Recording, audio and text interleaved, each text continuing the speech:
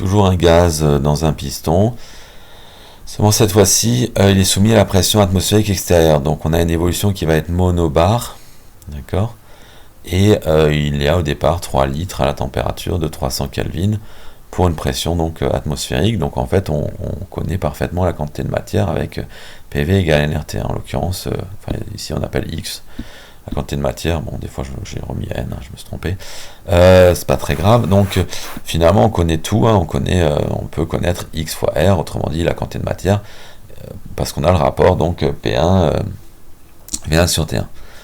Bon, ce qui nous intéresse, c'est surtout les transformations qu'il va effectuer, puisqu'on le met en contact d'un thermostat à la température T2. Donc vous imaginez ce piston qui commence à chauffer, mais la pression extérieure reste la même. On est sur une évolution infiniment lente, hein, donc bon, tout se passe bien.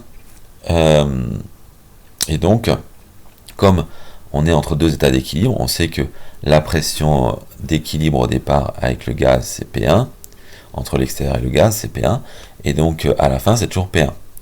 Donc durant l'évolution, finalement entre deux états, on a P1 V1 sur T1 qui est toujours égal à P2 V2 sur T2, ça c'est toujours vrai puisque c'est égal à XR, et ça c'est toujours constant puisqu'on est en système fermé.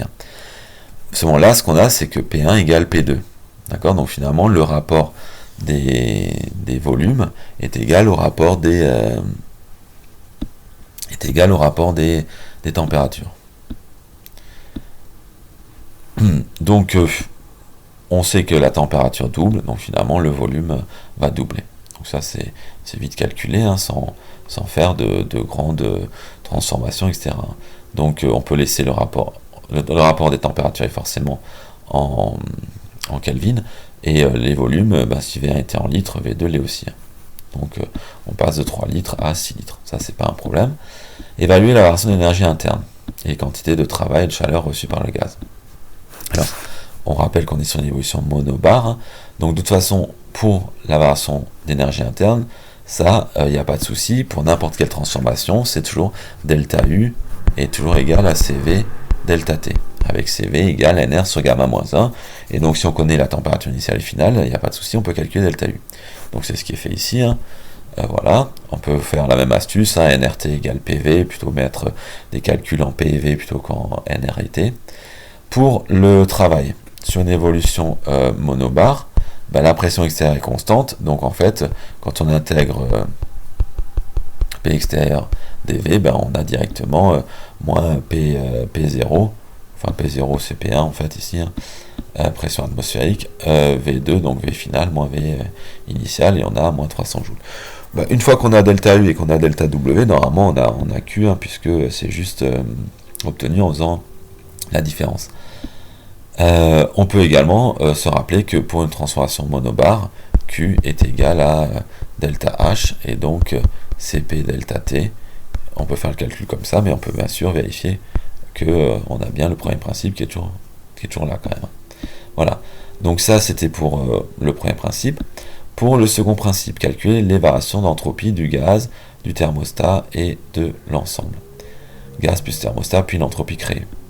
Alors, l'entropie du gaz, ça c'est comme d'habitude pas un problème, puisqu'on a une formule toute faite pour le gaz parfait. Donc si on reprend l'identité thermique en H, hein, on a ds égale dH sur T, moins VdP sur T. Ici, comme la pression ne varie pas, on peut choisir le chemin où justement la pression est tout le temps constante, hein, puisque c'est indépendant du chemin suivi, c'est une fonction d'état. Donc ça fera 0, puisque pression initiale égale pression finale. Et dH, c'est Cp dt, donc en intégrant, on aura Cp ln de T final sur T initial, et donc on arrive à cette expression-là. Pour l'entropie d'échange, on sait que c'est l'opposé de la variation d'entropie du thermostat, hein, puisque elle s'échange, c'est Q reçu par le système sur la température du thermostat, qui est ici T2, et on sait que pour un thermostat, lui, il reçoit, il échange une certaine énergie par chaleur, qu'on va noter Q thermostat sur T2. Or, ce que le thermostat échange, c'est justement ce qu'il fournit au gaz. Donc ce que le thermostat perd, c'est ce que le gaz reçoit et inversement. Donc ces deux-là sont opposés. Et donc on a bien delta S thermostat qui est égal à moins S échange. S échange, c'est Q sur T. Q, le transfert thermique, on l'a calculé avant. Donc on a tout pour avoir S échange. D'accord? C'est juste ici.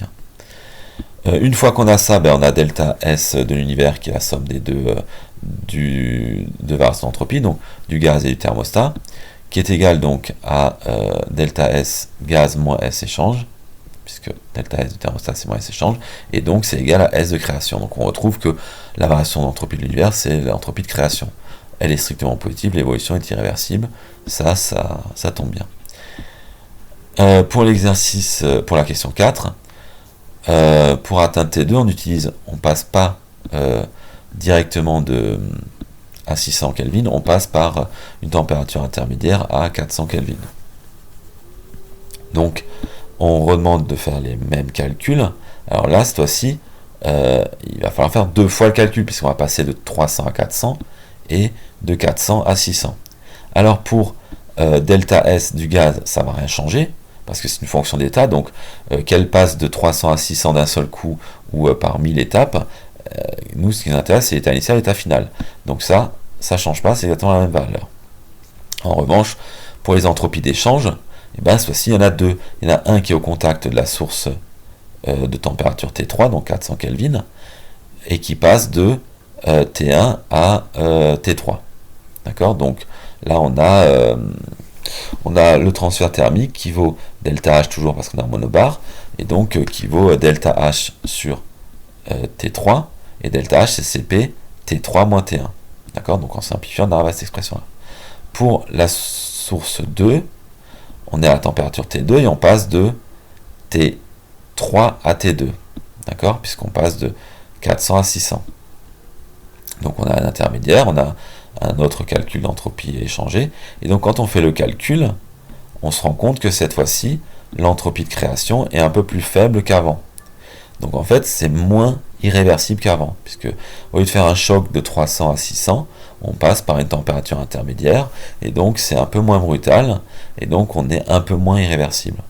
D'accord? Donc on se rapproche de la réversibilité. Voilà. Donc ça c'est aussi une remarque assez usuelle. Plus les évolutions sont avec des gradients et des différences faibles, plus elles tendent vers la réversibilité. Donc c'est un peu, les calculs ici sont toujours les mêmes. Pour les variations d'entropie du gaz, on utilise l'identité thermodynamique, et pour les entropies d'échange, dont on a besoin pour calculer l'entropie de création, on utilise le transfert thermique sur la température de la source, et pour le transfert thermique, on utilise donc le premier principe, donc dans ce cas-là, ici, Q est égal à delta H. Donc il suffit de faire attention aux températures dont on parle, surtout dans la deuxième partie où il y a 3 températures, T1, T2, T3. Donc ça, faites attention, refaites-le, essayez de bien caler vos transformations et vos différences de température.